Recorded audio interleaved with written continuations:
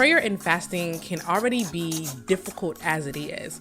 And then on top of that, you sit down with your Bible, feeling overwhelmed with little to no direction on where to start. Yet, surprisingly, it is a lot easier to connect with scripture during your time of prayer and fasting than you think. And today we're going to get into it, so come on. What's up, fasting family? This is for the person who is looking for different ways to connect with scripture or different ways to be introduced to scripture during your time of prayer and fasting. And one of the ways that you can do that is simply a day-to-day devotional. You don't have to just simply sit down with your Bible with little to no direction. You can start with a devotional. Something like this. This is Praying Through the Bible, the 1 year 365 devotion.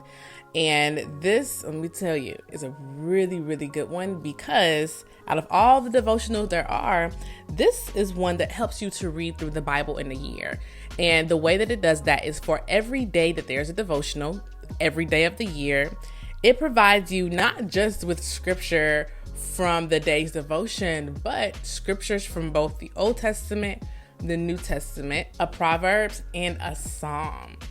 That way you can start training yourself how to read more of the Bible, and it's a really good way of giving you some direction during your time of fasting. This is also another devotional that I was gifted. It's a little beat up, but we're not going to talk about it.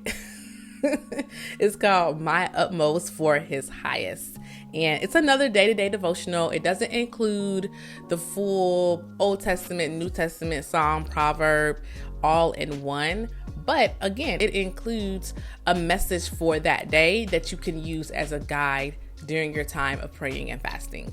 The next thing you can do to engage with scripture during your time of praying and fasting is through a sermon teaching series. This could be a sermon that you have been following online, or preferably during one of your own church's sermon series. You can use scriptures that your pastor, that the teacher, the leader uses in their teachings as a guide for you to study during your time of praying and fasting. So no more having to feel like you just sit down and you open the Bible because you're supposed to during your time of fasting, but you don't really have a guide. You don't have a reading plan. You don't have anything to draw from to help you navigate through what scriptures to even read. Because how many times do we go to church on a Sunday and we enjoy the word, we enjoy the teaching, we leave, and through the week, we never revisit it? I know almost all of us is guilty of that because I have been guilty too. I would leave church throughout the week. I may do my own thing. I may do my own prayers. I may listen to my own teachings, but in no way am I referring back to my leader's teaching series. It's for a reason. It's not just for that Sunday. It's supposed to help lead you throughout your week so that when you come back for the next service, you have done your own due diligence, your own study, and your own faith practice of getting in the word and learning for yourself. So the next way that you can engage with scripture during this time of fasting is a faith-based book. This could be any book that you have that is faith-based. It's rooted in scripture, and it is written by a Christian believer. One of the books I'm currently reading now is Everybody Matters by Gary Thomas, Strengthening Your Body to Strengthen Your Soul. And this is, this is a good book. This is a good book. This is teaching you all things about the intertwining of your body, your soul, and your spirit, and how they all play on each other. And if one or the other is out of tune, it can affect your walk with Christ. So it's a really good book.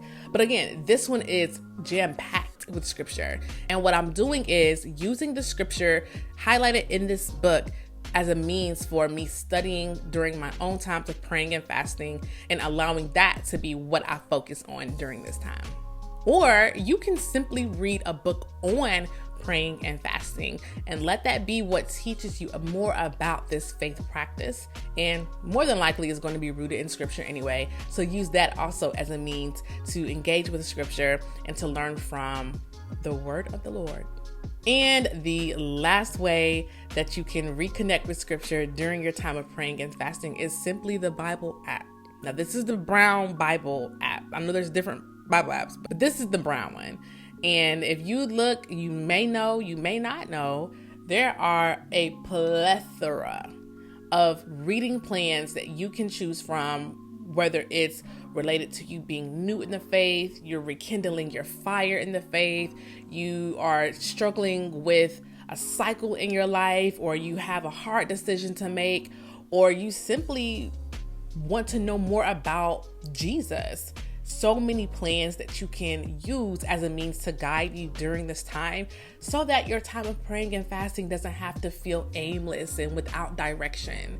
So with that being said, I hope this video was helpful. This quick tidbit tip for you during your time of praying and fasting. Y'all stay tuned for upcoming tips, tricks, and content on how to level up your fasting and how to adopt it as a lifestyle. I'll catch y'all in the next video. Bye.